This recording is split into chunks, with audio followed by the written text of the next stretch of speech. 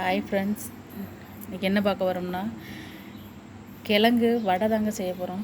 இது கிழங்குல வச்சு, இது வந்து மரவள்ளி கிழங்கு, இந்த கிழங்குல வச்சு வடை தான் செய்ய போகிறோம். அதில் தோசை கூட ஊற்றலாம். இப்போ அதுக்கு வந்து வடை செய்வோம். இதை ஃபஸ்ட்டு உரிச்சிட்டு இதை கட் பண்ணி வச்சுக்குவோம். தோலை உரிச்சிட்டு கட் பண்ணி வச்சுக்குவோம். அப்படியே இந்த இருக்குல்ல, இந்த மாதிரி உரிச்சிட்டு கட் பண்ணி வச்சுக்கோம். இந்த வாழை இது எங்கள் வீட்டில் ஐடி தான் செய்வோம். வாசப்படி பூஜை செய்கிறது இப்படி தான் செய்கிறது. உங்கள் வீட்டில் யார் யார் இது மாதிரிலாம் செய்வீங்கன்னு கமெண்ட்லாம் சொல்லுங்கள் பார்ப்போம்.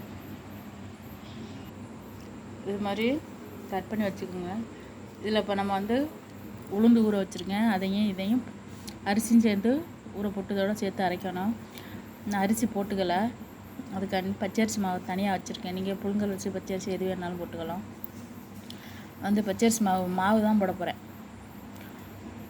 வாங்க பார்க்கலாம். ஒரு 50 உளுந்து ஊற வச்சுருக்கேங்க. இதில் இந்த கிழங்க போட போகிறோம். அவ்வளோதான். இதில் கொஞ்சம் உப்பு கொஞ்சம் போட்டுக்கோங்க.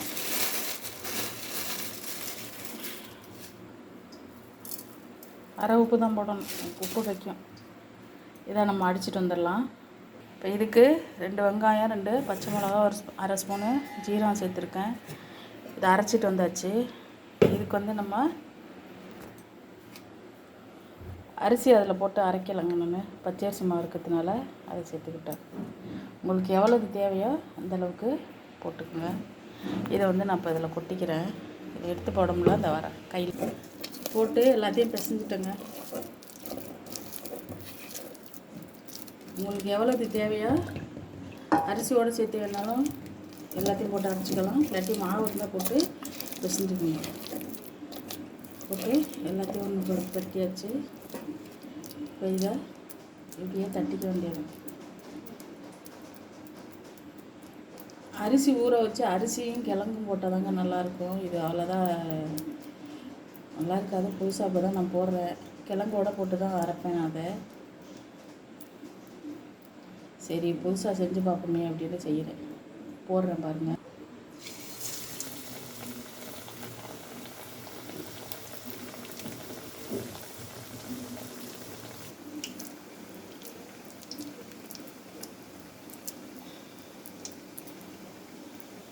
என்னால்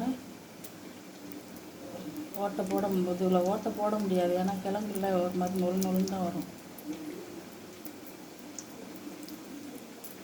வெட்டி லேசாக போட்டுக்கணும்.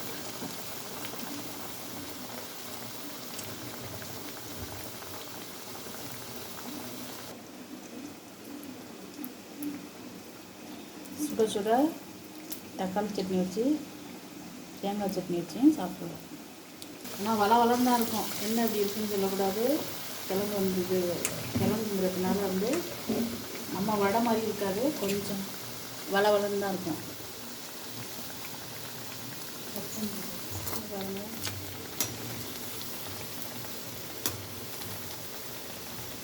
வேக போகணும்.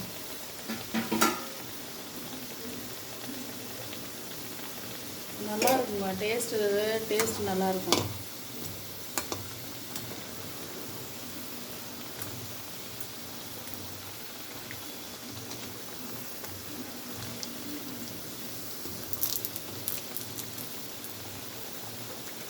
சட்னி வச்சு சாப்பிட்டா இன்னும் நல்லாயிருக்கும்.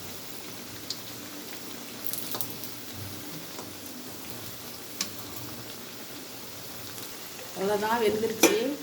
சிம்மில் வச்சுக்குவோம். எடுக்கிறேன்.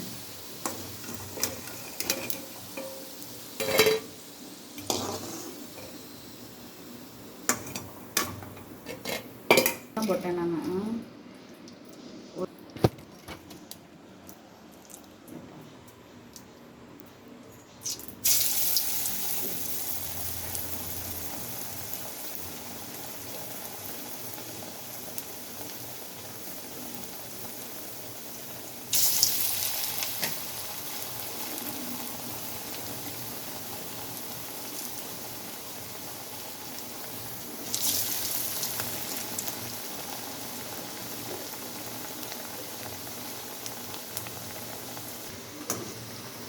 இந்த மீதத்தையும் போடுறோங்க. அவ்வளோதான். இதை போட்டு எடுத்துடுவோம். சட்னி வச்சு சாப்பிட்டா காலை ஸ்நாக்ஸுக்கு சாப்பிட்டுக்கலாம், டிஃபனாகவும் அதை சாப்பிட்டுக்கலாம். கிழங்கு தானே, ரொம்ப நேரம் பசிக்காது. ஆமாம். இதில் வேணால் நீங்கள் இது போட்டுக்கோங்க. நாங்கள் கருவேப்பிலை போடலை, கருவேப்பிலை இல்லை, ஆனால் நீங்கள் போட்டுக்கோங்க. நாங்கள் கருவேப்பிலை இல்லைங்கிறதுனால ஸ்கிப் பண்ணிட்டோம். கொஞ்சம் நல்லா வேகட்டும், நல்லாயிருக்கும், சாஃப்டாக இருக்கும் நல்லா. ஏன்னா உளுந்து போட்டிருக்கோம்ல, அதனால் வந்து உளுந்தோட மாதிரி சாஃப்டாக இருக்கும். இருந்தாலும் கொஞ்சம் ஒரு மாதிரி நொழுன்னு ஒரு மாதிரி இருக்கும் கிழங்குல அது.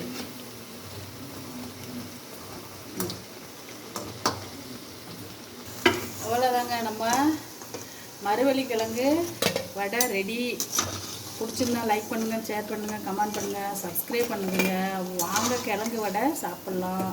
சட்னி வச்சு இப்போ சாப்பிட்லாம்.